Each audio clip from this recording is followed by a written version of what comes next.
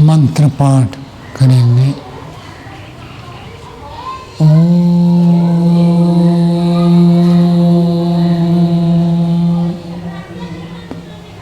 सहना भवतु सहनौ भुनक्तु सह वीर्यं करवावहै तेजस्विनावधीतमस्तु मा विद्विषावहै।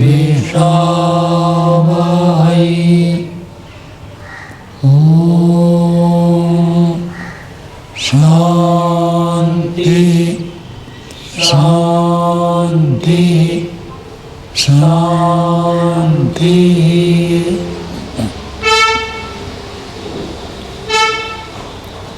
न्याय दर्शन की 149वीं कक्षा है। न्याय दर्शन में पंचम अध्याय का प्रथम आनेक पढ़ रहे हैं। उसमें 13वें सूत्र तक हो गया था। आज 14वें सूत्र से पढ़ेंगे। जाति 24 प्रकार के होती है। उनमें से अनेक जातियों का वर्णन हो गया। आगे संशय समा नामक जाति का वर्णन है। 14वां सूत्र बोलिए। सामान्य दृष्टान्तयोः ऐन्द्रियकत्वे समाने नित्य अनित्य साधर्म्यात् संशय समः। सामान्य और दृष्टांत ये दो चीजें। सामान्य का अर्थ होता है जाति। जाति मतलब गो जाति, मनुष्य जाति, ये वाला जाति को न्याय वैशेषिक के भाषा में सामान्य कहते हैं। द्रव्य गुण कर्म सामान्य विषय संभव, वहाँ जो सामान्य उसकी चर्चा है। और दृष्टांत, दृष्टांत हम जो देते हैं प्रत्यक्ष में घड़ा आदि का, ये दोनों के दोनों ऐन्द्रियकत्व, दोनों ही इंद्रियों से ज्ञान होता है। एक प्राणी को हम देखते हैं, पता चलता है गो जाति का है। कैसे पता चला? इंद्रियों से पता चला। घड़ा है, घड़ा का अस्तित्व हमको कैसे पता चला? इंद्रियों से पता चलता। तो इंद्रियों से हम घड़े आदि दृष्टांत पदार्थों को जानते हैं, और इंद्रियों से हम जाति को भी जानते हैं। उनमें से गोत्व जाति, मनुष्य जाति, पशु जाति, पक्षी जाति, इस जाति क्या होते हैं? नित्य होता है। व्यक्ति तो उत्पन्न होकर नष्ट हो जाता है, लेकिन जाति नित्य होती है, उसकी नित्यता है। और घड़ा ये अनित्य है। मकान को देखते हैं, मकान अनित्य है, शरीर अनित्य है। तो इंद्रियों से जिनको जानते हैं, तो कुछ पदार्थ नित्य होते हैं, कुछ अनित्य होते हैं। तो ऐन्द्रियकत्व समाने, ऐन्द्रियकत्व दोनों में बराबर है। जाति को भी हम इंद्रिय से जानते हैं, और जो जो दृष्टांत सामने विद्यमान है उनको भी हम इंद्रिय से जानते हैं। इसलिए नित्य अनित्य साधर्म्यात्, तो सामान्य अर्थात गोत्व जाति आदि नित्य हो गया, और घड़े आदि अनित्य हो गए। तो नित्य के साथ भी साधर्म्य है, अनित्य के साथ भी साधर्म्य है। कौन सा साधर्म्य? इंद्रियकत्व। इंद्रिय के द्वारा ज्ञान होना ये समान है, साधर्म्य है। इसलिए संशय समा। तो किसी पदार्थ को नित्य कहें या अनित्य कहें, कैसे ज्ञान होगा? नित्य के साथ भी साधर्म्य है, अनित्य के साथ भी साधर्म्य है। क्या साधर्म्य है? इंद्रियों को गोचर है। नित्य पदार्थ अर्थात जाति, जाति सामान्य सत्ता, किसी का अस्तित्व का जो ज्ञान होता है वो हमको इंद्रिय से ज्ञान होता है और वो नित्य होता है। और जब व्यक्ति होता है वो अनित्य होता है। घड़ा,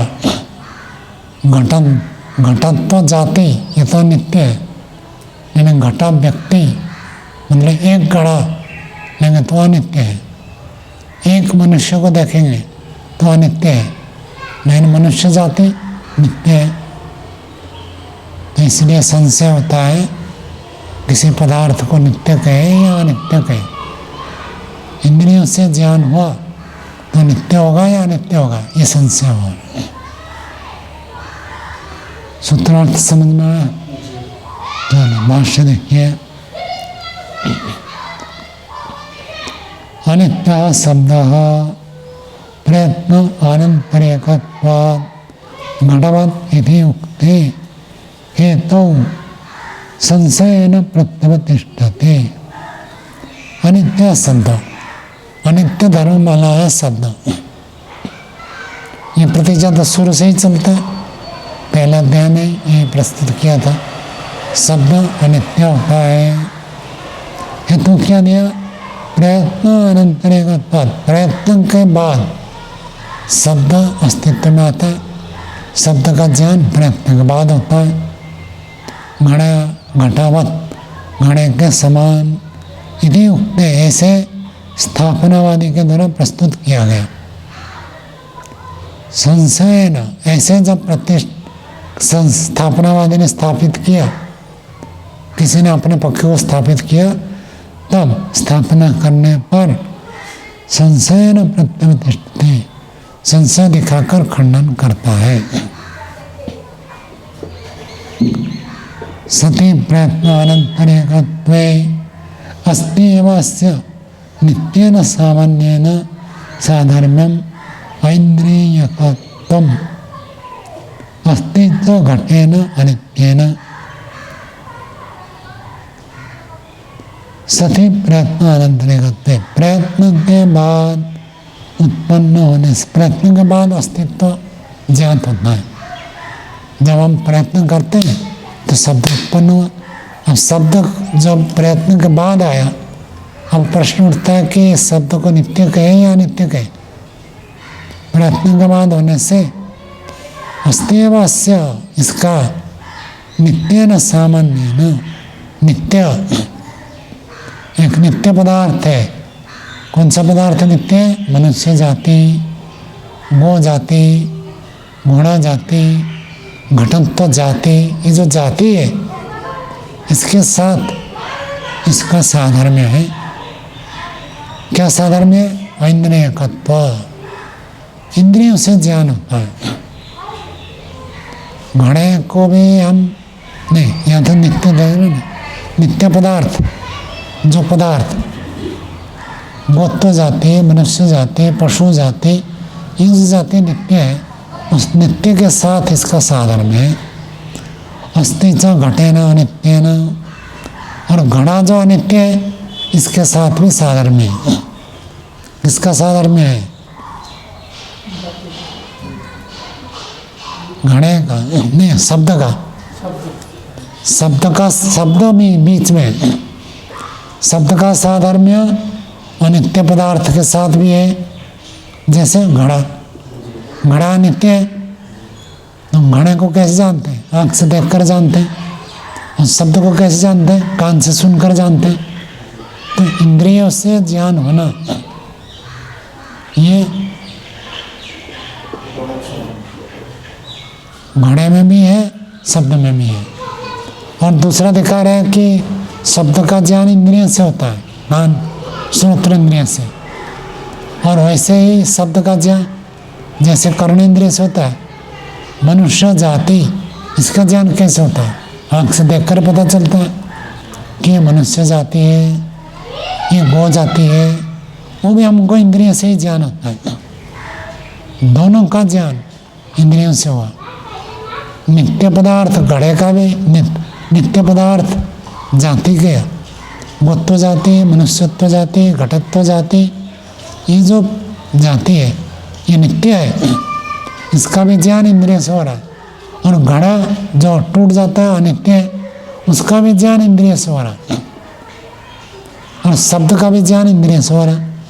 तो शब्द को घड़ा जैसे अनित्य माने या शब्द को गोत्व आदि जाति के समान नित्य माने।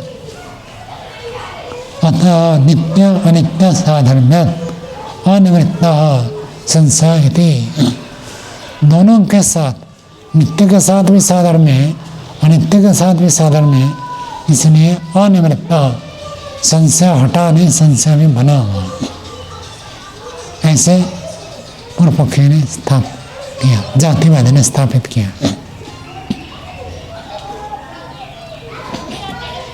उससे उत्तरम, इसका उत्तर देते हैं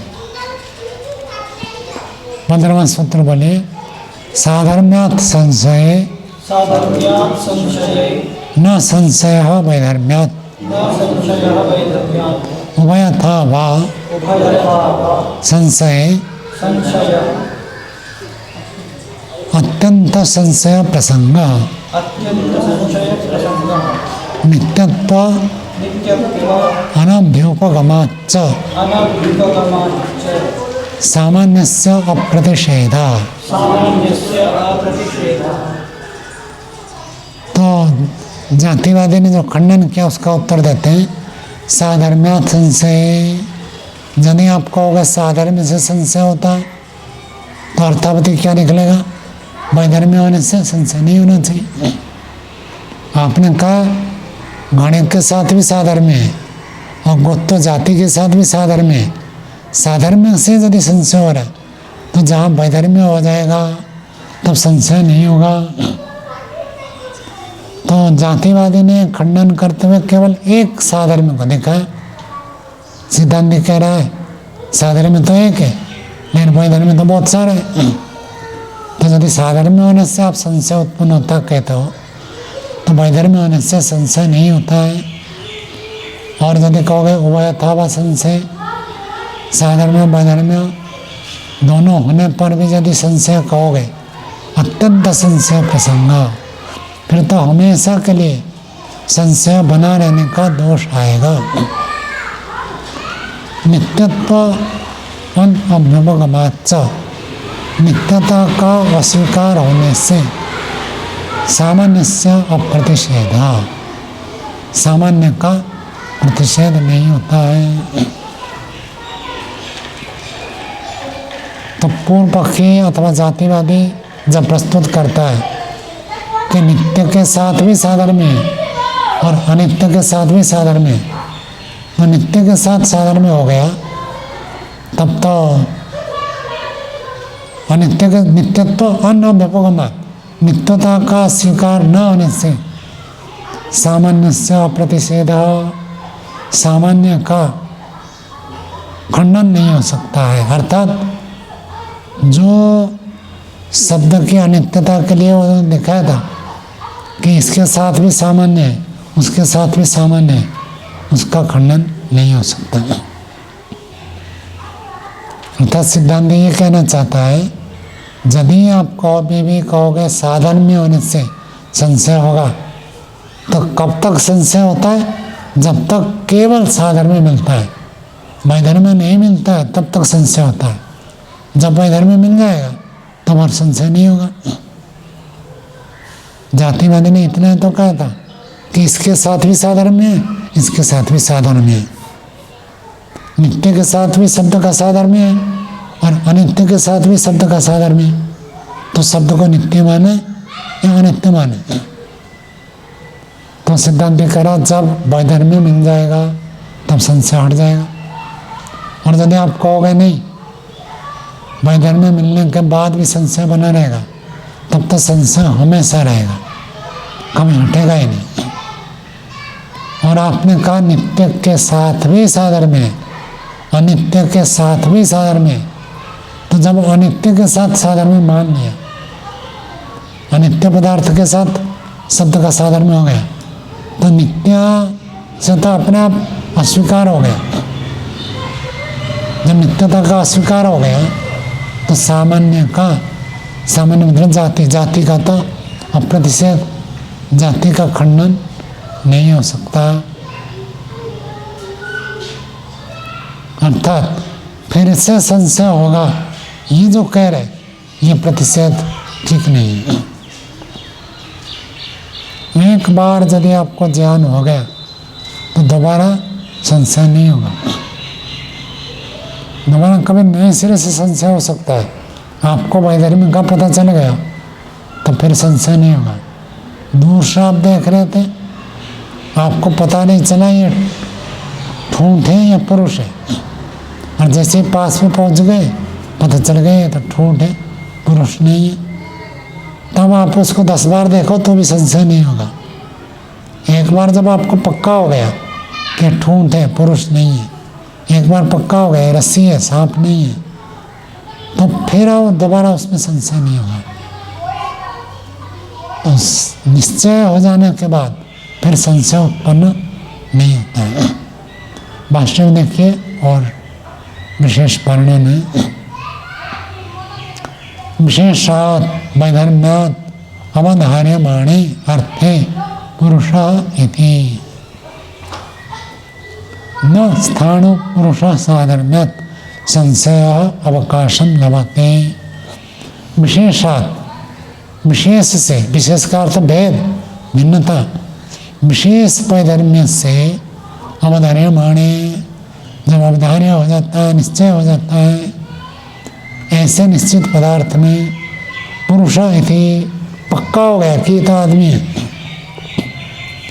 दूर से देख रहे थे, आपने पूछा कोई आदमी खड़ा है या क्या है, ठूंठ है,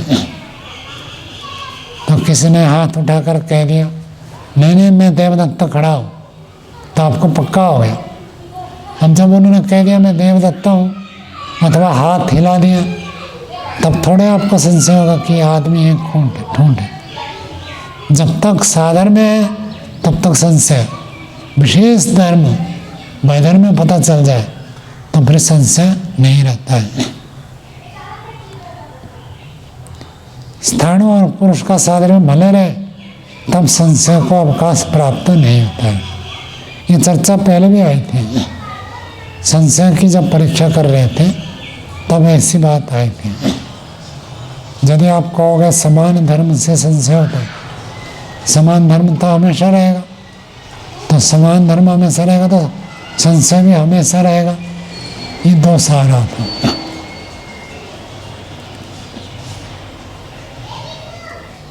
ठूंठ की ऊंचाई 6 फीट और चौड़ाई 2 फीट, आदमी की भी ऊंचाई 6 फीट, चौड़ाई 2 फीट, तब भी एक बार जब पक्का हो गया कि ये आदमी है, दोबारा आपको संशय नहीं होगा ठूंठ है।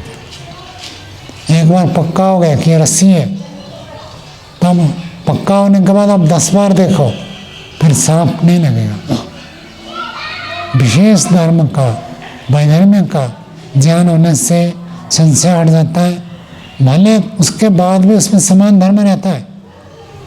रस्सी जैसे, सांप जैसे लपेट कर रस्सी को रखा हुआ है, तो अब उस रस्सी को देखने के बाद में एक बार आपने टॉर्च में देख लिया कि रस्सी है, सांप नहीं है, टॉर्च बंद कर देने के बाद में आपको और संशय नहीं होगा, क्योंकि आपको पता चलेगा ये।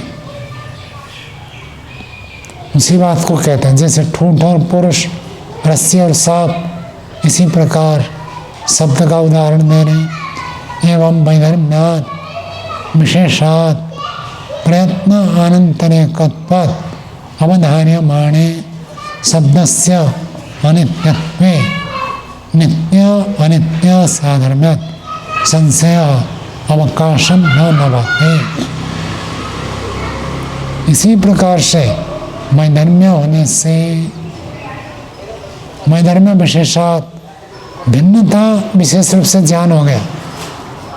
जब भिन्नता का विशेष रूप से ज्ञान हो जाता है, प्रयत्न अनंतरेकत्वात्, प्रयत्न अनंतरेक होने पर भी अवधार्यमाणे, ऐसे निश्चित हो जाने पर शब्द का अनित्यत्व सिद्ध हो गया।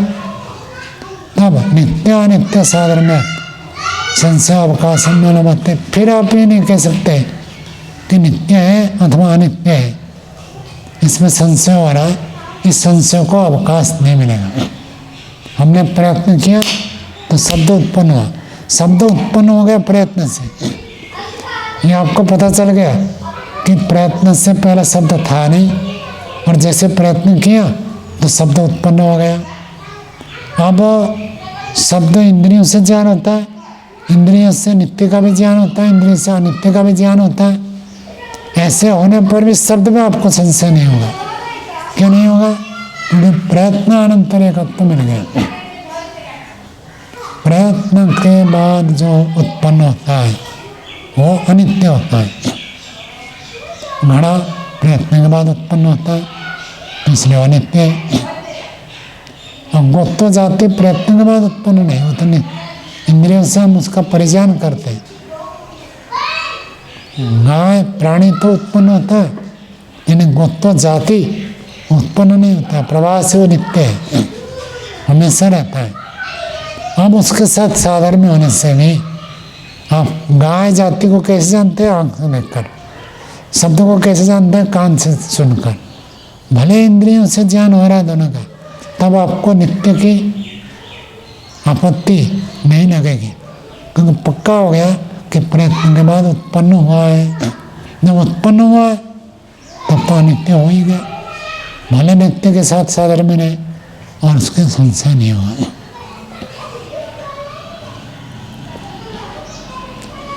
यदि वही लभेता तथा स्थाणु पुरुष साधर्म्य अनुच्छेदात अत्यंतम संशय साथ। यदि वही लभेता, और यदि कोई कहेगा तब भी संशय रहेगा, उससे तो ठूंठ और पुरुष का साधर्म्य अनुच्छेदात उच्छेद न होने से अत्यंतम संशय साथ। आपको लगा 20 फीट दूर में आपने देखा कि ठूंठ है या पुरुष है, फिर पास में जाकर आपने देखा, पास में जाकर देखा तो पता चल गया आदमी है। अब आदमी की लंबाई चौड़ाई जितनी है, ठूंठ की भी लंबाई चौड़ाई उतनी है, वो साधर्म्य तो अभी भी है। साधर्म्य होने पर भी फिर संशय नहीं होता, क्योंकि आपने पास में जाकर उसको परीक्षण करके विशेष धर्म का ज्ञान कर लिया। आपने जाकर देखा उसमें हाथ पैर है, हाथ पैर तो ठूंठ में होता नहीं है, मनुष्य में होता है। तो जब देख ले हाथ पैर है, तब भले लंबाई चौड़ाई बराबर हो, तब संशय नहीं होता है। गृह्यमाणे च विशेषे नित्यम साधर्म्यम संशय हेतुरिति न अभ्युपगम्यते। गृह्यमाणे च विशेषे, विशेष धर्म का गृहीत हो जाने पर, जब हमको कोई विशेष धर्म जो एक में है, ठूंठ में है, पुरुष में नहीं है, पुरुष में है, ठूंठ में नहीं है, ऐसा कोई विशेष धर्म गृहीत हो जाने पर नित्य साधर्म्यम संशय हेतुर इति, फिर भी वो नित्य के साथ साधर्म्य रहेगा, ये संशय का कारण हम न अभ्युपगम्यते, स्वीकार नहीं होता है। एक बार पता चल गया कि ये व्यक्ति गड़बड़ है, अब उसके बाद वो कितना भी नाटक करे। एक व्यक्ति ने चोरी करके आपका सामान उठा कर ले गए, ट्रेन में जा रहे थे, बस में जा रहे थे, आपसे मित्रता की और मित्रता करके आपका सामान ले गए। अब दोबारा वो व्यक्ति आएगा, कितना भी आपको अच्छी अच्छी बात कहेगा, आपको पका हो गया ये तो चोरी करके लिया था, दोबारा आप विश्वास नहीं करेंगे। तो जब एक बार पता चल जाता है तब फिर संशय नहीं रहता है, पक्का हो जाता है। न ही गृह्यमाणे पुरुषस्य विशेषे स्थाणु पुरुष साधर्म्यम संशय हेतुर्भवति। पुरुष का विशेष धर्म ज्ञान हो जाने पर फिर ठूंठ और पुरुष में साधर्म्य होने से वो संशय का हेतु नहीं होता है। पक्का हो गया तो दोबारा संशय नहीं होता है। हाँ, आप उस दिन देख लिया पता चल गया कि यहाँ कोई आदमी खड़ा था, हम 10-15 दिन के बाद आएंगे तो फिर देखेंगे कुछ खड़ा है, तब हो सकता है, लेकिन उस समय तो और नहीं होगा। जिस समय आपने प्रत्यक्ष कर लिया ये ठूंठ है अथवा ये पुरुष है, फिर उस विषय में आपको दोबारा संशय नहीं होगा। ये संशय समा जाति का उत्तर दे दिया। ऐसी चर्चा हुई थी ना पीछे, संशय की जब परीक्षा हुई थी वहाँ पर भी ये चर्चा हुई थी। आगे 16वां सूत्र बोलिए, उभय साधर्म्यात् प्रक्रिया सिद्ध है प्रकरण समा। प्रकरण समा नामक के जाते हैं। कहते उभय साधर्म्यात्, दोनों की साधर्म्यता होने से प्रक्रिया सिद्ध, प्रक्रिया की सिद्धि होती है। जब प्रक्रिया की सिद्धि रहेगी, एक स्थापनावादी ने अपनी प्रक्रिया को चलाया, कौन सी प्रक्रिया? प्रतिज्ञा हेतु उदाहरण उपनयन निगमन, ये पंचावयव की प्रक्रिया को उन्होंने प्रस्तुत किया स्थापनावादी ने। तब प्रतिपक्ष ने भी पंचावयव की प्रक्रिया को रखा, इन्होंने नित्य रखा, इन्होंने अनित्य रखा, दोनों ने अपने अपनी प्रक्रिया को चालू किया। जब ये अपनी बात को रखता है, वो अपनी बात को रखता है, तो कोई सा भी निर्णय तो हो नहीं सकता। जब निर्णय नहीं होगा तो उसको प्रकरण सम नामक जाति कहेंगे। ऐसे जातिवादी कह रहे हैं। ये भी 5 अवयव से प्रस्तुत कर रहा है, वो भी 5 अवयव से प्रस्तुत कर रहा है। दोनों अपने अपनी प्रक्रिया में जा रहे हैं। दोनों की प्रक्रिया है तो प्रकरण खत्म कैसे होगा? प्रकरण कभी भी खत्म नहीं होगा। ऐसे कहकर खंडन करना ये प्रकरण समा नामक जाति है। भाष्य देखिए, उभयेन नित्येन च अनित्येन च साधर्म्यात् पक्ष प्रतिपक्षयोः प्रवृत्ति प्रक्रिया। उभयेन, दोनों से, नित्य के साथ और अनित्य के साथ, साधर्म्यात्, साधर्म्य होने से, पक्ष प्रतिपक्ष हो, पक्ष की भी प्रवृत्ति प्रतिपक्ष की भी प्रवृत्ति। स्थापनावादी अपने पक्ष को रखता है और प्रतिषेध करने वाला वो अपने पक्ष को रखता है। दोनों की जो प्रवृत्ति है इसको कहते हैं प्रक्रिया। अनित्य शब्द स्थापनावादी रख रहा है। अनित्य धर्ममाला शब्द होता है प्रयत्न अनंतरिकत्वात्, प्रयत्न के बाद उत्पन्न होने से घटवत् इति एकः पक्षम प्रवर्तयति। घड़े के समान ऐसे स्थापनावादी ने अपने पक्ष को स्थापित किया। द्वितीयश्च नित्य साधर्म्यात्, दूसरा व्यक्ति ऐसे कह दिया नित्य शब्द नित्य होता है, वो बेहतर रखेगा प्रयत्न अनंतरिकत्वात्, और फिर कह देगा घटवत् इति उक्ते, वो भी ऐसे रख देगा। घड़ा घर में पहले से है, लाइट नहीं है तो आपको घड़ा दिख नहीं रहा। जब लाइट जलाएंगे, प्रयत्न किया आपने, लाइट जलाया, लाइट जलाने से घड़ा दिख गया। घड़ा उत्पन्न हुआ या पहले से था? पहले से विद्यमान था। यदि घड़ा पहले से विद्यमान था और आपके प्रयत्न के बाद आपको ज्ञान हुआ, तब तो आप घड़े को उत्पन्न हुआ नहीं कह सकते, घड़ा पहले से था। ऐसे ही शब्द प्रयत्न के बाद सुनाई देता, तो शब्द पहले से था सुनाई देने लगा, अथवा पहले था नहीं नया उत्पन्न हुआ, ये निश्चय नहीं हो पाएगा। प्रयत्न मात्र से ये बात सिद्ध नहीं होती है कि उत्पन्न हुआ या अभिव्यक्त हुआ। जो पहले से है प्रयत्न से वो अभिव्यक्त होता है, और जब पहले से नहीं है प्रयत्न से उत्पन्न नहीं होता है। तो दोनों पक्षों में जा रहे हैं, तो इसलिए आप ये हेतु नहीं दे सकते। तो दोनों ने अपने अपने पक्ष को रखा। एवं च सती, ऐसे होने पर प्रयत्न अनंतरिकत्वात् इति हेतु हो, अनित्य साधर्मेण उच्यमाना न प्रकरणम अधिवर्तते। ऐसे दोनों अपने अपने बात को प्रस्तुत करने पर प्रयत्न अनंतरेकत्वात्, प्रयत्न के बाद होना, ये जो हेतु है अनित्य के साथ साधर्म्य होने से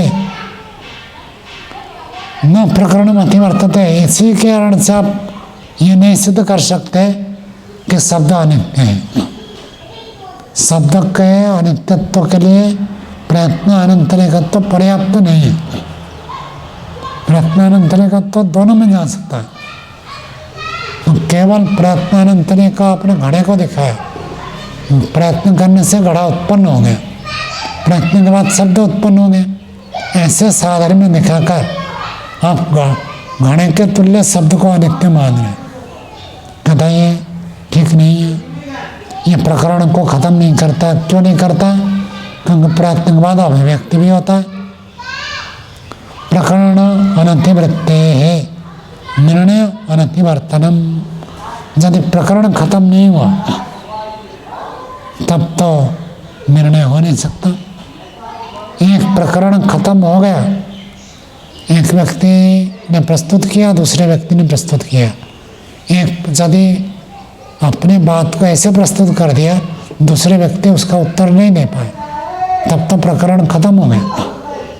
और दूसरे ने नित्य रख दिया, आपने अनित्य रखा, तब तो दोनों तरफ से प्रकरण चला है, प्रकरण तो बंद नहीं हुआ। जब प्रकरण चल रहा है तो निर्णय नहीं हो सकता। जब तक दूसरा व्यक्ति नहीं कह देता कि हाँ मैं हार गया, तब तक प्रकरण खत्म नहीं होगा। अथवा न्यायाधीश कहेंगे नहीं आपका पक्ष गलत है, इनका पक्ष ठीक है, तब जाकर प्रकरण खत्म होगा। दोनों यदि अपने अपने पक्ष को रखेंगे तब तो प्रकरण खत्म ही नहीं होगा, निर्णय नहीं हो सकता। समानम च एतत् नित्य साधर्मेण उच्यमाने हेतु।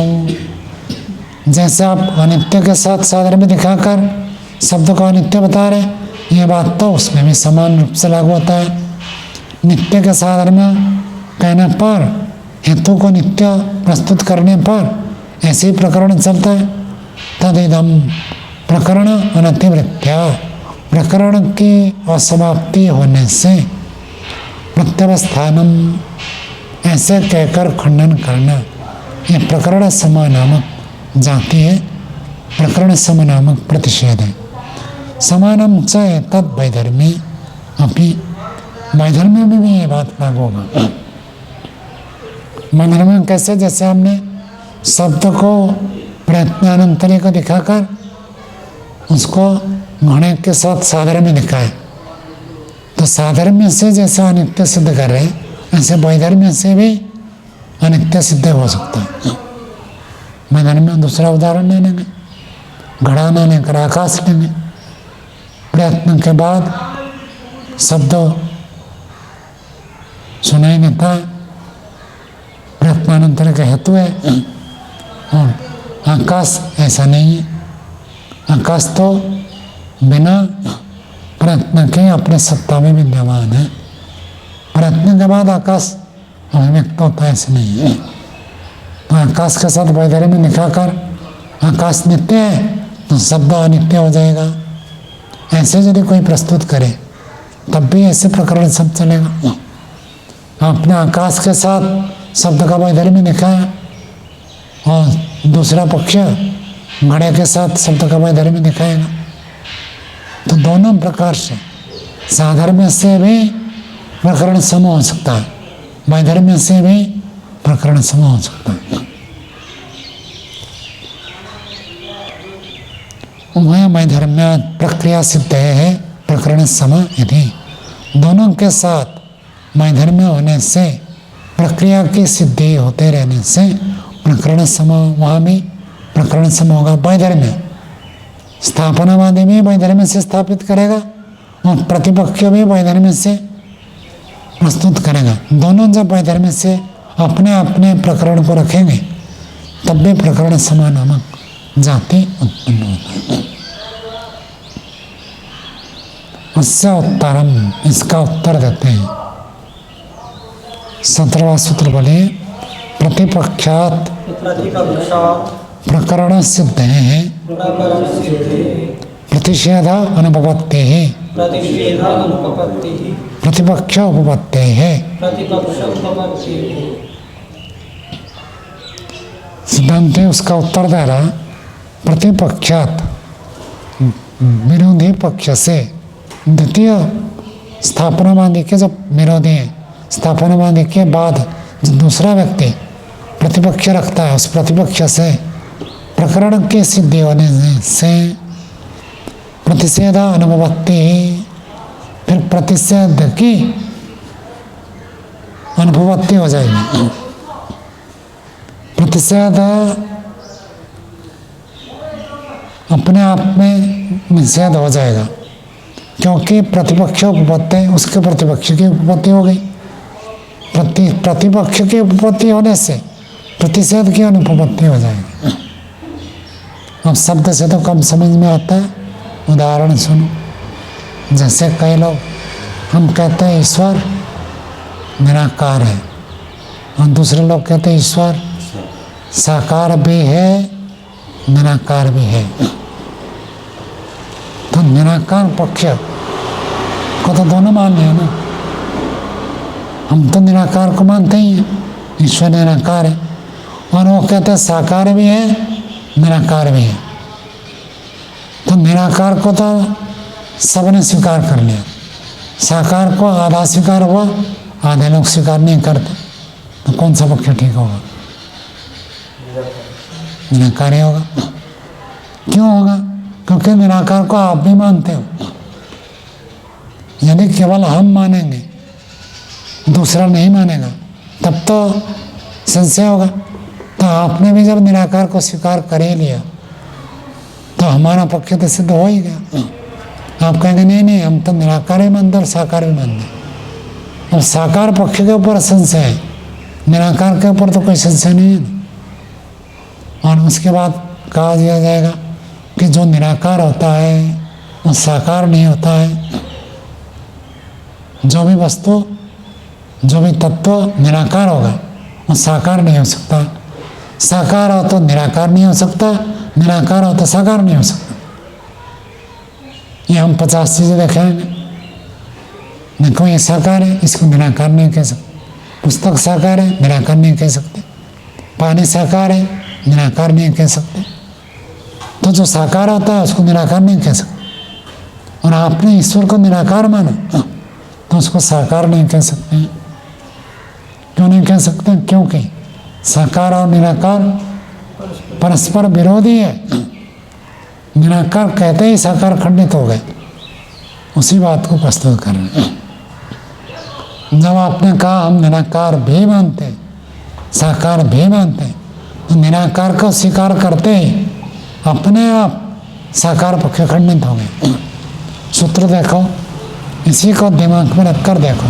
प्रतिपक्षात, प्रतिपक्ष जिसने रखा कि हम निराकार भी मानते हैं साकार भी मानते हैं, तो उस प्रतिपक्ष से प्रकरण सिद्ध है। निराकार वाला प्रकरण तो सिद्ध हो गया। निराकार को स्थापनावादी भी मानता है, निराकार को प्रतिपक्ष भी मानता है। तो प्रतिपक्ष ने जब कह दिया हम निराकार भी मानते हैं, तो निराकार वाला प्रकरण तो सिद्ध हो गया।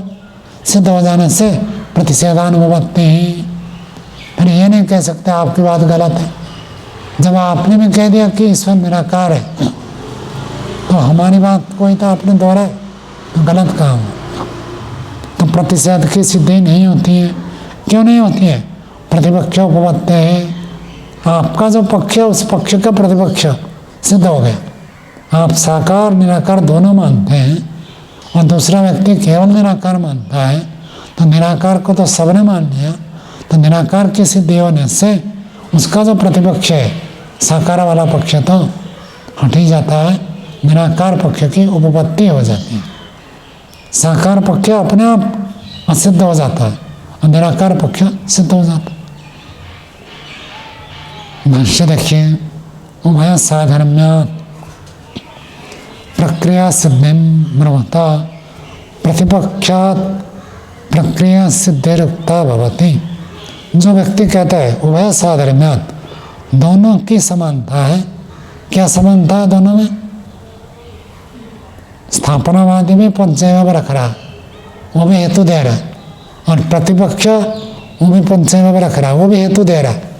दोनों ने हेतु दिया, आपका हेतु ठीक है तो इनका भी हेतु ठीक है।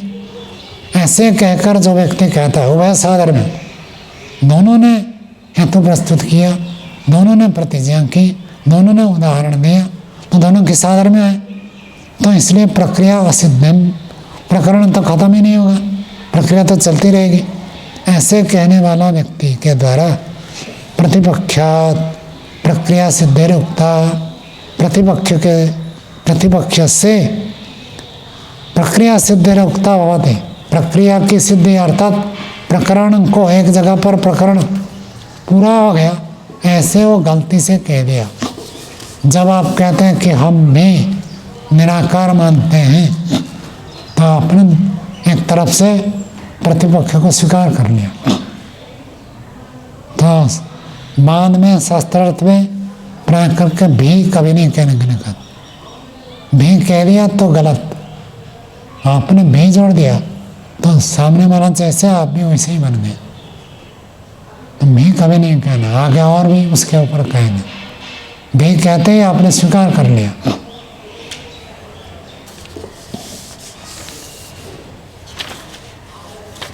आगे यानी उभय साधर्म्यम, यदि दोनों का साधर्म्य है कह रहे हो, तत्र एक तरह प्रतिपक्ष इति एवं सति अनुपपन्न प्रतिपक्षो भवति। यदि दोनों की साधर्म्यता कह रहे हो, एक तरह उन दोनों में से एक पक्ष प्रतिपक्षम, प्रतिपक्ष एक, दो में से एक तो प्रतिपक्ष हुआ, इति एवं सति ऐसे होने पर उपपन्न प्रतिपक्षो भवति, प्रतिपक्ष की सिद्धि हो गई। कैसे हो गई? प्रतिपक्ष उपपत्ते अनुपपन्न प्रतिषेध। जो बात मैंने आपको बताई थी बिल्कुल वही बात प्रस्तुत कर रहे हैं। जब एक पक्ष को दोनों ने स्वीकार कर लिया, एक पक्ष को दोनों ने माना और एक पक्ष को एक व्यक्ति माना, दूसरा व्यक्ति माना नहीं, तो जिसको दोनों ने मान लिया वो तो स्वीकार हो ही गया। जब स्वीकार कर ही लिया आपने कह लिया कि हम भी ईश्वर को निराकार मानते हैं, तो फिर निराकार को मानते ही साकार पक्ष तो खंडन हो गया। तो ये नहीं कह सकते साकार भी है और भी नहीं चलेगा।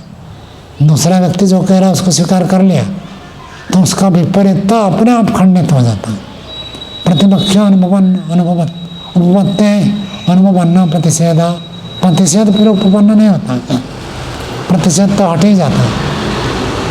यथा प्रतिपक्ष उपपत्ते ही प्रतिषेध उपपत्तिश्च यदि विप्रतिषिद्धम, यदि जिससे प्रतिपक्ष की सिद्धि होती है, प्रतिषेध की भी सिद्धि होती है।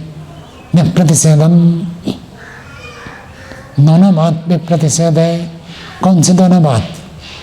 यदि दो बातों में परस्पर विरोध है, एक ने कहा शब्द नित्य है, दूसरे ने कहा शब्द अनित्य है, तो दोनों बात तो ठीक हो नहीं सकता, एक ही ठीक होगा। अब जो व्यक्ति कहता दोनों ठीक है तो उस व्यक्ति का पक्ष खंडित हो जाएगा। तो दोनों ठीक है, मैं भी ऐसे मानता हूँ, यह शास्त्रार्थ में नहीं होगा। आपको अपने पक्ष में रहना है, उसके विरोध पक्ष को कभी भी ये नहीं कहना हाँ ये भी ठीक है। ठीक कहते ही आपका पक्ष खंडित। दोनों में विपरीत है, जो साकार होगा निराकार नहीं हो सकता, जो निराकार हो साकार नहीं हो सकता। जिसका रूप है वो निराकार हो नहीं सकता, और रूप के अभाव में जब हमने कहा निराकार तो उसका रूप होगा ही नहीं। व्यक्त अलग चीज है, लेकिन रूप गुण है ही नहीं तो साकार नहीं होगा, निराकार ही रहेगा। परमाणु में अथवा कोई कहते सत्वर स्तंभ में रूप गुण अव्यक्त अवस्था में है वहाँ, अभाव नहीं। जहाँ है ही नहीं वो साकार नहीं हो सकता। तो ब्रह्म निराकार है, निराकार ही रहेगा। जगत के रूप में मन कर साकार हो जाएगा, ये संभव ही नहीं है। निराकार हमेशा निराकार रहता है, साकार हमेशा व्यक्त अव्यक्त रूप में रहता है, लेकिन वो पूर्ण निराकार नहीं हो सकता।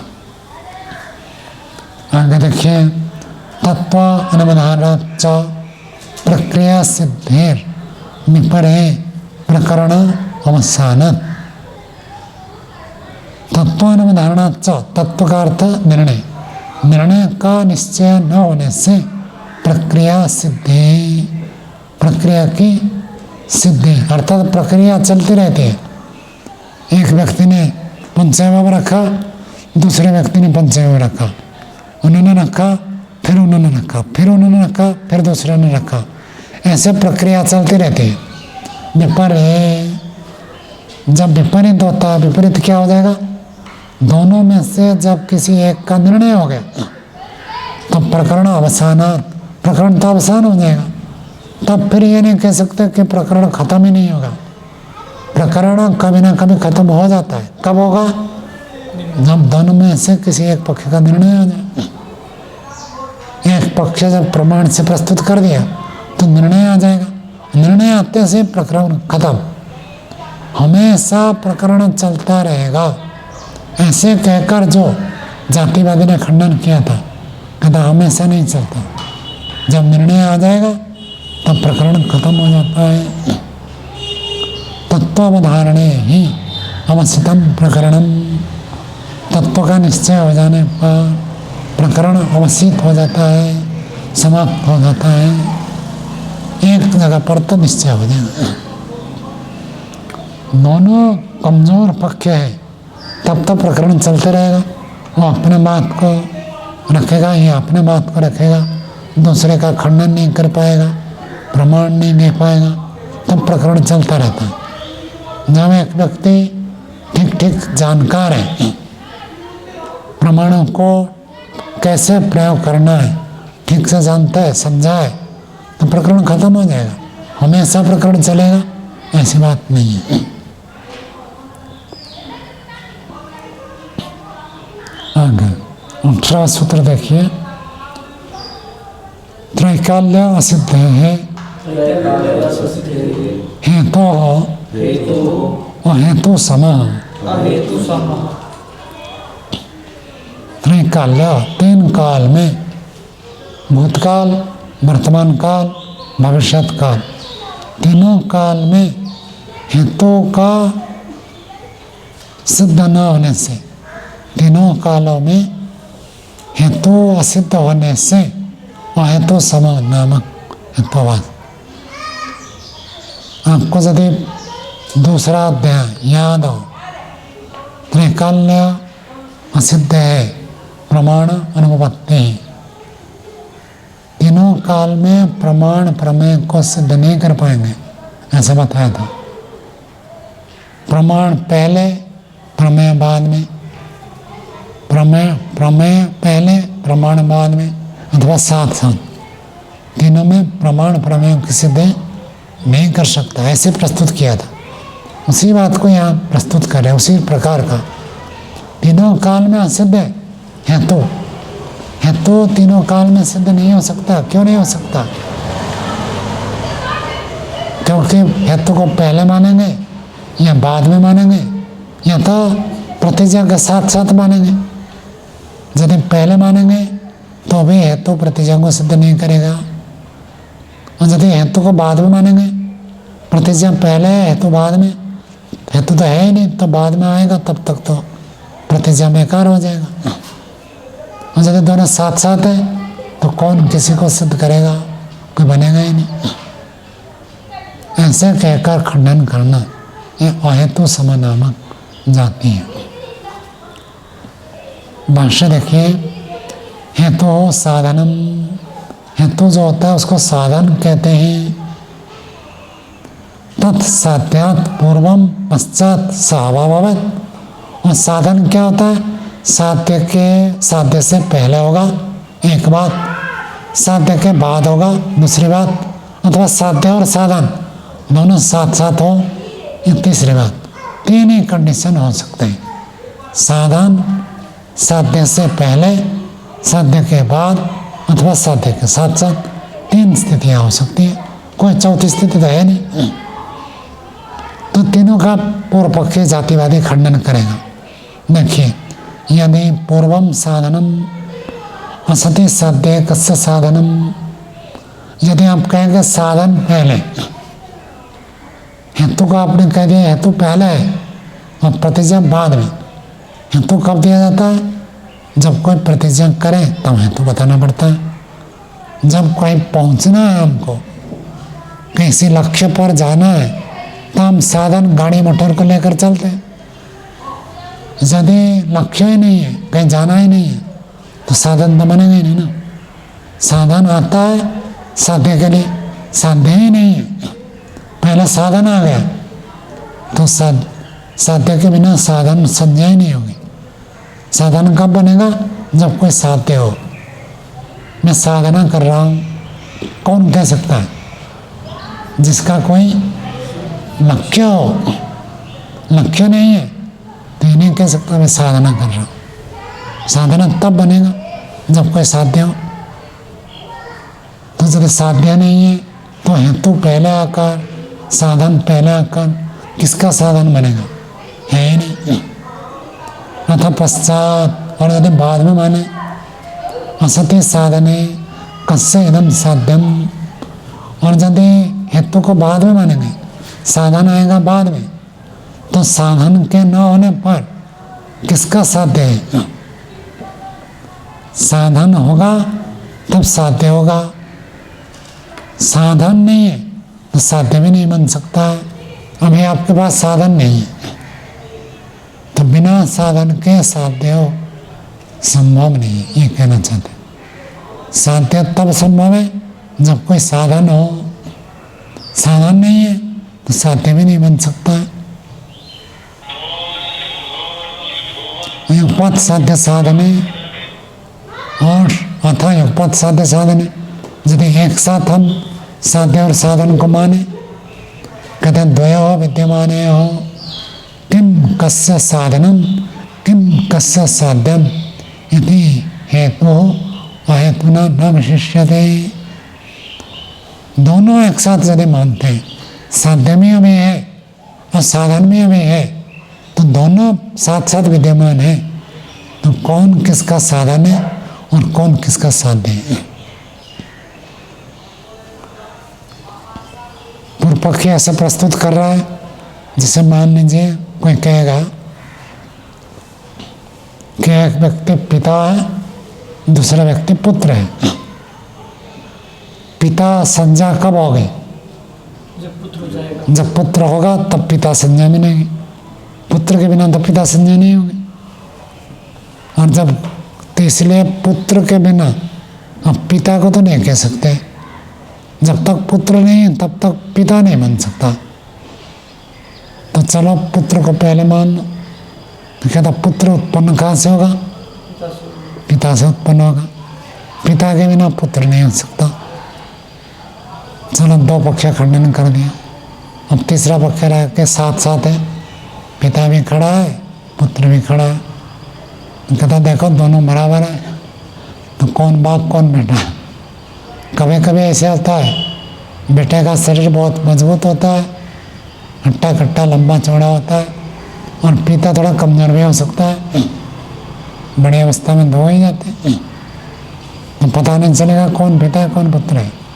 चेहरे में तो चलो देखने से पता चल जाता है, लेकिन ऐसी स्थिति हो तो कौन साध्य कौन साधन पता ही नहीं चलेगा। दोनों साथ साथ है। जब एक के द्वारा दूसरा होगा तब तक जिसके द्वारा होगा उसको साधन कहेंगे, और जो सिद्ध होगा उसको साध्य कहेंगे। जब दोनों बराबर है, दोनों साथ साथ हैं, तो कैसे? दो व्यक्ति एक समय में है, दोनों का डेट ऑफ बर्थ बराबर है, आप ये नहीं कह सकते एक पिता है एक पुत्र है। पिता पुत्र के लिए तो आगे पीछे होना चाहिए ना। यदि साथ साथ है, इसका भी जन्म 2001 में, उसका भी जन्म 2001 है, तो आप एक को बाप एक को बेटा नहीं कह सकते। बाप बेटा के लिए आगे पीछे होना चाहिए। तो ऐसे कहकर कह दिया साध्य और हेतु, प्रतिज्ञा हेतु, ये पहले नहीं हो सकता, बाद में नहीं हो सकता, साथ साथ नहीं हो सकता। क्यों नहीं हो सकता साध्य साधन एक साथ? कहते हेतु अहेतु ना विशेषते। हेतु और अहेतु दोनों में भेद क्या है? दोनों जने बराबर है, दोनों साथ साथ है, तो भेद तो कुछ रहा नहीं। कोई एक आदमी बड़ा हो, दूसरा आदमी छोटा हो, कम उम्र हो, तब हम कहते हैं ये बड़ा है, ये बाप है, और ये छोटा है, उसका बेटा है। लेकिन जब दोनों की आयु बराबर है तो एक को बेटा एक को बाप नहीं कह सकते। अहेतु न साधर्म्यात् प्रत्यवस्थानम अहेतु समा। अहेतु के साथ साधर्म्य दिखाकर खंडन करना, ये अहेतु समा नामक जाति है। हेतु अहेतु के बराबर हो गए ऐसे कहकर खंडन करना, ये अहेतु समा नामक जाति है। उससे उत्तरम, इसका उत्तर देते हैं, अनिस्म सूत्र बोलिए। न हेतुतः साध्य सिद्धे है त्रैकाल्य असिद्धे। सिद्धांत कह रहा है हेतुतः साध्य सिद्धे, हेतु से साध्य की सिद्धि होने से त्रैकाल्य असिद्धि न, तीनों काल में असिद्धि कहना ठीक नहीं है। हेतु कहते कारण को, हेतु कहते साधन को। साधन पहले होता है, साध्य बाद में होता है। तो इसलिए ये नहीं कह सकते कि साध्य के बिना साधन हो ही नहीं सकता है। चूल्हा है, कढ़ाई है, बर्तन है, सब पात्र है, ये सब साधन है भोजन बनाने का। ये पहले होते हैं और भोजन बाद में बनता है। तो साधन पहले, बाद में साध्य बनता है, इसमें कोई दोष ही नहीं है। हेतु से साध्य की सिद्धि होती है। साधन पहले होते हैं, उसके बाद साधनों से साध्य की सिद्धि होती है। इसलिए त्रैकाल्य असिद्धि कहना ठीक नहीं है। भाष्य देखिए, न त्रैकाल्य असिद्धि, तीनों काल में असिद्धि कहना ठीक नहीं है। अकस्मात क्यों ठीक नहीं है? हेतु तो साध्य सिद्धि है, हेतु से साध्य की सिद्धि होती है। निर्वर्तनीयस्य निर्वर्ते विज्ञस्य विज्ञानम उभयम कारणतः दृश्यते। निर्वर्तनीय, निर्वर्तनीय का अर्थ उत्पन्न होने योग्य, जो वस्तु उत्पन्न होने योग्य है, उत्पन्न होने वाले वस्तु का निर्वृत्ति, निर्वृत्ति का अर्थ उत्पत्ति, विज्ञस्य विज्ञानम, जानने योग्य का जानना, उभयम कारणतः दृश्यते, दोनों ही कारण से देखा जाता है। जिसकी भी उत्पत्ति होगी, कोई भी कार्य द्रव्य उत्पन्न होगा तो उसमें कुछ साधन तो चाहिए। बिना साधन के किसी द्रव्य की उत्पत्ति हो नहीं सकती। साधन के बिना द्रव्य उत्पन्न नहीं हो सकता, साधन चाहिए। ईश्वर भी संसार को बनाता है तो रॉ मटेरियल लेकर बनाता है। रॉ मटेरियल सत्वस्था में, तो फिर वेदांत में एक प्रश्न उठाएंगे, देखो आटे से रोटी बनती है तो ठीक है, आटा को लेकर रोटी आपने बनाई, लेकिन आटे से सीधा सीधा रोटी तो बना नहीं सकते। आटा को गूंथने के लिए थाली बर्तन चाहिए, बेलने के लिए बेलन चाहिए, चौकी चाहिए, तवा चाहिए, गैस चूल्हा चाहिए अथवा कोई भी चूल्हा चाहिए। इतने सारे साधन होगा तब तो जाकर बनाएंगे। तो ईश्वर कैसे बना देता है? बनाने वाला कौन है? ईश्वर। और जो बनता है वो क्या है? मन प्रकृति को लेकर बना दिया। साधन कहाँ है? बिना साधन के कैसे बनाता है?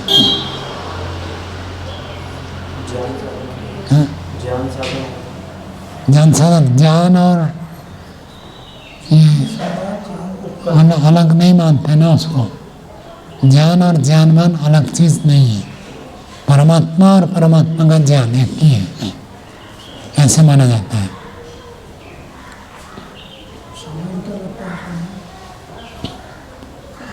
किस साधन से बनाता है? यदि साधन नहीं है तब तो बन ही नहीं सकता।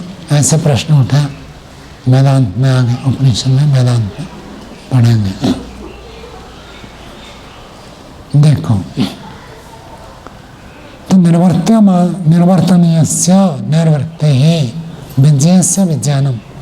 जिस वस्तु की उत्पत्ति होती है तो उत्पत्ति होने वाला पदार्थ और जानने योग्य पदार्थ का जानना कारण से होता है। किसी भी पदार्थ को जानते हैं, साधन क्या है? जैसे रूप को जानेंगे तो रूप को जानने के लिए साधन क्या? प्रकाश। लाइट जलाएंगे, टॉर्च जलाएंगे, सूर्य के प्रकाश हो, कोई न कोई प्रकाश साधन होगा तब आप किसी चीज़ को आप जानेंगे, रूप को जानने के लिए। अब ये नया दर्शन पढ़ते हैं तो इसको पढ़ने के लिए संस्कृत थोड़ा जानना पड़ता, तभी आप इसको समझ सकते हैं। साधन हो तो विज्ञेय जानने योग्य को जान सकते हैं। तो सीधा सीधा पुस्तक पढ़कर तो ज्ञान होता नहीं, तो इसलिए कोई आचार्य अध्यापक हो तो हम पढ़ देते हैं। आचार्य अध्यापक क्या हो गए? साधन हो गए, कारण हो गए। तो कारण से कार्य की सिद्धि होती है। कारण होगा तो ज्ञान मिलेगा, कारण होगा तो वस्तु की उत्पत्ति होगी। ये नियम है। तो कारण था दृश्यते, कारण से होता ही देखा जाता है। सो अयम महान प्रत्यक्ष विषय उदाहरण यदि वहाँ यह महान का अर्थ बहुत बड़ा, प्रत्यक्ष विषय, प्रत्यक्ष का विषय जो है बहुत बड़ा है। मतलब कारण से कार्य की उत्पत्ति होती है, थोड़ा बड़ा नहीं, सैकड़ों नहीं, हजार नहीं, लाखों वस्तु ऐसे मिल जाएंगे जो कारण से उत्पन्न होते हैं। आप यही देख लीजिए, सैकड़ों पदार्थ मिल जाएंगे आपको यहाँ। कहाँ से उत्पन्न हुए? कारण से। कहते तो बहुत प्रत्यक्ष विषय सब जानते हैं। तो पहले हो नहीं हो सकता, बाद में हो नहीं हो सकता, साथ साथ हो नहीं हो सकता, ये कहना ही गलत है। ये प्रत्यक्ष का विषय है। जो प्रत्यक्ष होता है उसके लिए अन्य प्रमाण की आवश्यकता नहीं है। प्रत्यक्ष है कि कारण से कार्य की सिद्धि होती है। यच्च खलु उक्तम इति साध्य कस्य साधनम इति। और आपने ये जो कहा था असति साध्य, साध्य के न होने पर कस्य साधनम, जब आप साध्य नहीं, जातिवादी ने प्रस्तुत किया था रोटी तो अब है नहीं, तो रोटी है नहीं तो आपने कहा मेलन जो है रोटी बनाने का साधन है। रोटी होगा तब तो रोटी का साधन है, रोटी ही नहीं है तो साधन कैसे होगा? ऐसे प्रश्न उठाया था कि साध्य जब नहीं है तो किसका साधन कहेंगे? तो कहते यह तो निर्वर्त्यते यच्च विज्ञाप्यते तस्य इति। जो निर्वर्त्यते, जो उत्पन्न होता है, एक सामान्य रूप में कथन कर दिया। जो उत्पन्न हुआ, जो उत्पन्न होगा, जो उत्पन्न हो रहा, ऐसे कुछ नहीं कहा, उसका एक सामान्य कथन कर दिया। अंग्रेजी में जैसे present tense, past tense, future tense होता है, उसके साथ एक प्रेजेंट इंडेफिनाइट होता है, अनिश्चित वर्तमान काल। जैसे मैं खा रहा हूँ, ये तो हो गया प्रेजेंट कंटिन्यूस, वर्तमान खा रहा हूँ। लेकिन मैं जब कब मैं खाता हूँ तो क्या अर्थ होगा? प्रत्येक दिन खाता हूँ। तो ये जो सामान्य रूप से कथन है, इसी प्रकार का प्रथम जो जो वस्तु निर्वर्त्यते, उत्पन्न होते हैं, उनका साधन बनेगा। किसी ने पूछा गाड़ी आप खरीद कर ले आए, आप तो कहीं जाते ही नहीं हैं, घर में बैठे रहते हैं, गाड़ी खरीद कर क्या करेंगे? क्या करेंगे? आगे से जाएंगे घूमने के लिए। अब तक गाड़ी नहीं थी तो इसलिए नहीं जा रहे थे, जब गाड़ी खरीद लिया तब जाएंगे। तो गाड़ी साधन बनेगा तब जब कोई साध्य होगा। तो कहेगा ठीक है अभी गाड़ी खरीदा, अभी साध्य बनाऊंगा, कभी भुवनेश्वर जाऊंगा, कभी कलकत्ता जाऊंगा, कभी और कहीं जाऊंगा। तो जाना साधन आ गया पहले, साध्य बाद में भी हो सकता है। ऐसे जरूरी नहीं कि साध्य ना हो तो साधन भी नहीं होगा। साधन पहले भी आ सकता है, साध्य बाद में होगा, इसमें कोई आपत्ति नहीं है।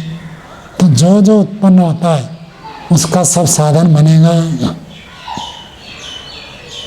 यच्च विज्ञाप्यते तस्य इति, और यच्च विज्ञापते, जो जाना जाता है उसका साधन बनेगा। किसी को पूछोगे भाई आपका वार्षिक खर्चा कितना होता है, वो कहेगा वार्षिक मेरा 12 लाख 25 लाख 1 करोड़ खर्च होता। तो आप उनको कहेंगे 1 करोड़ खर्च होगा, तो आपके पास तो इतने सारे रुपए हैं, तो आप और बहुत ज़्यादा पैसा क्यों कमाते हैं? जितना खर्च होगा उतना तो आपके पास है, फिर और कमाने की क्या ज़रूरत है? उसमें और करेगा। अब जितना आवश्यक है उतने के लिए तो है, जैसे जैसे धन बढ़ेगा क्या करेगा? खर्चा भी बढ़ाएगा वो, मैं ये भी करूँगा वो भी करूँगा वो भी करूँगा, और बहुत विस्तार करेगा।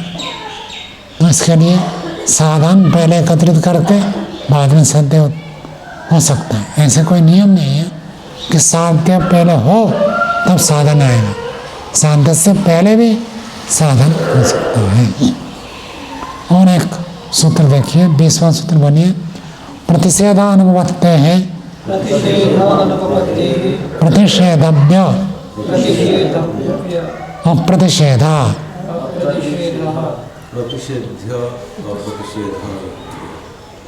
इनकी बात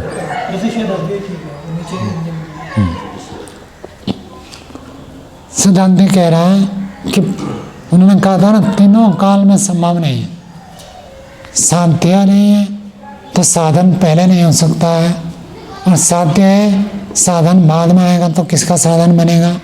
साथ साथ है तो कौन साध्य कौन साधन? उसी शैली से उत्तर दे रहे।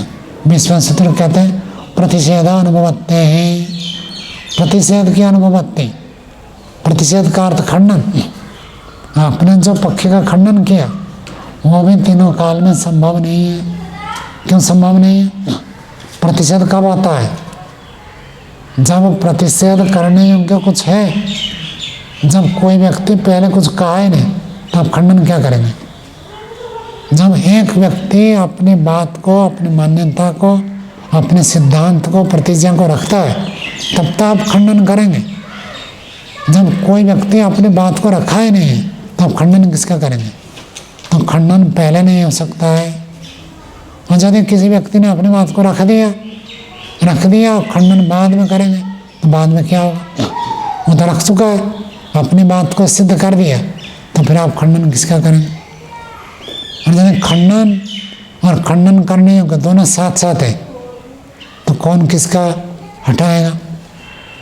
दोनों साथ साथ है, ये उसको नहीं मार सकता, वो उसको नहीं मार सकता। तो तीनों काल में प्रतिषेध असिद्ध है। जिस शैली से जातिवादी ने खंडन किया था उसी शैली से उत्तर दे रहे हैं। यहाँ हम जोड़ देंगे, तीनों काल से प्रतिषेध की अनुभवत्ति है। तीनों काल में खंडन करना असिद्ध होने से प्रतिषेधव्य, स्थापनावादी ने जिसको प्रस्तुत किया वो अप्रतिषेधा, उसका खंडन नहीं होता है, नहीं हो सकता है। पूर्वम भाष्य देखिए, पूर्वम पश्चात युगपद व प्रतिषेधा यदि नोपपद्यते।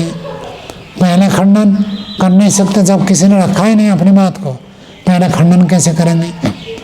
पश्चात नहीं कर सकते, क्योंकि जब एक व्यक्ति ने अपनी बात को स्थापित कर दिया तो बाद में आप क्या खंडन करेंगे? वो तो स्थापना कर चुका है। और युगपद व, यानी खंडन और खंडन करने योग्य दोनों साथ साथ हैं, कौन किसका खंडन करेगा? खुद भी खंडित हो जाएगा।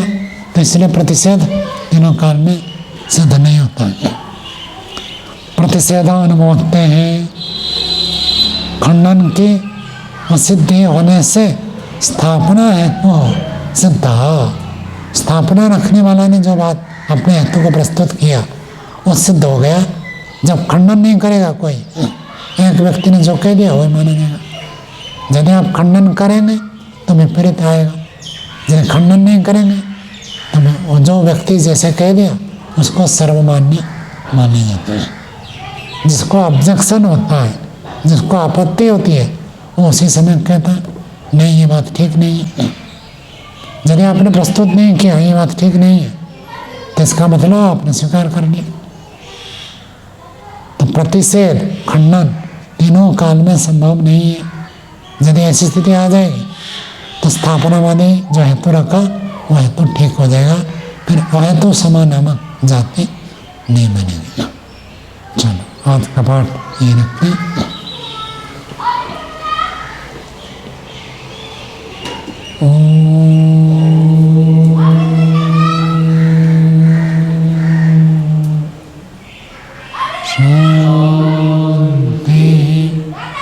शांति शांति।